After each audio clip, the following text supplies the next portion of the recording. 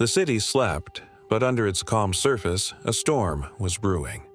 It all started with a case that seemed open and shut. A robbery gone wrong, a victim, and a suspect caught red-handed.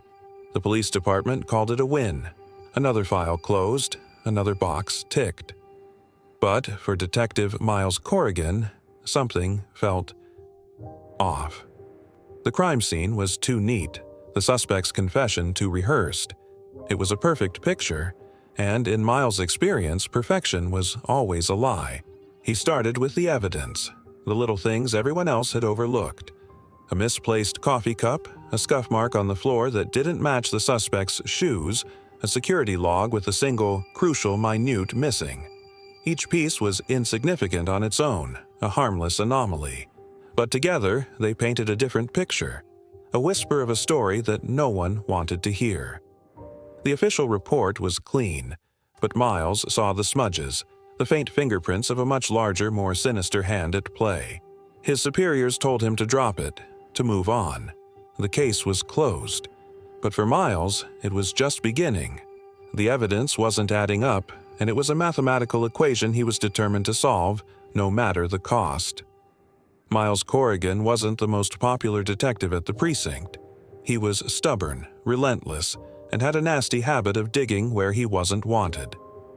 As the department celebrated their quick closure of the case, Miles was back in the dim light of the evidence room, staring at the board.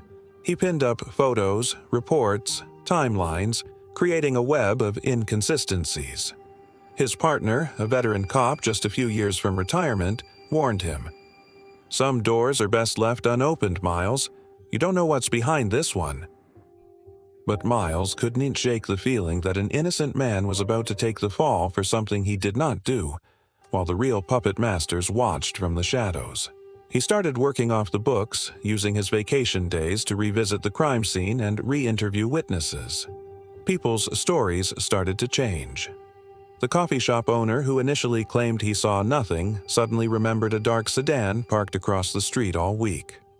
A neighbor who was too scared to talk before now spoke of hushed, late-night arguments coming from the victim's apartment. These weren't just cracks in the official story. They were gaping holes. Every new lead pulled him deeper into a conspiracy that seemed to stretch far beyond a simple robbery.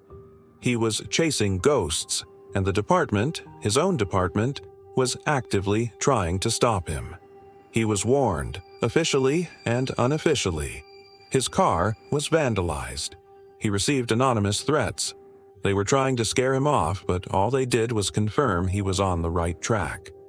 He refused to look away, even as the abyss started to stare back.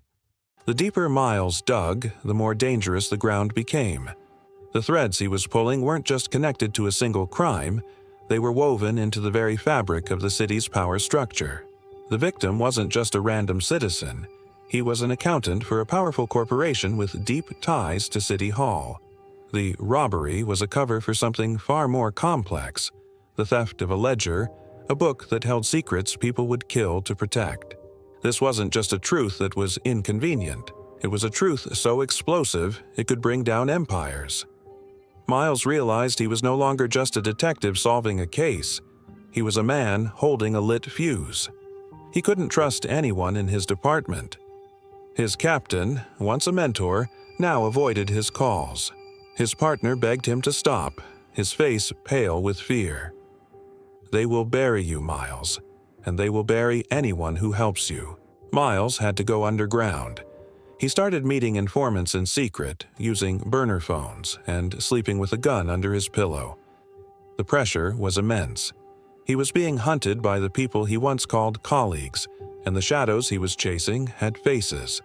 Faces he saw every day in the newspaper, smiling alongside the mayor. The truth was a poison, and he was the only one with the antidote. But revealing it would mean declaring war on the most powerful people in the city, a war he was almost certain to lose. The turning point came from the most unlikely of sources.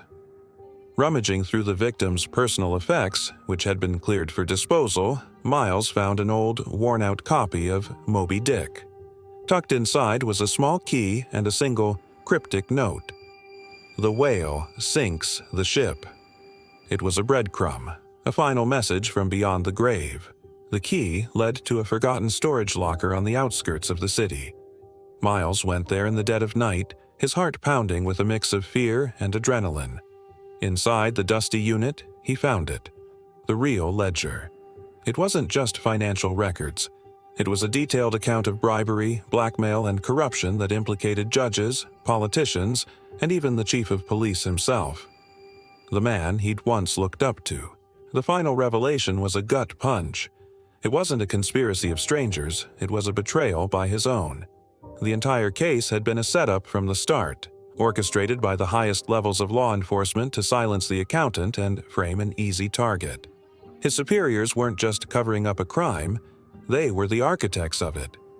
As Miles stood there, holding the proof that could either save the city or get him killed, he heard the sound of cars pulling up outside. They had found him. The final confrontation was at hand. He had the truth, a truth that had cost one man his life and had nearly cost Miles his own. Now, the only question that remained was whether he could live long enough to share it. Everything had changed, and the city would never be the same.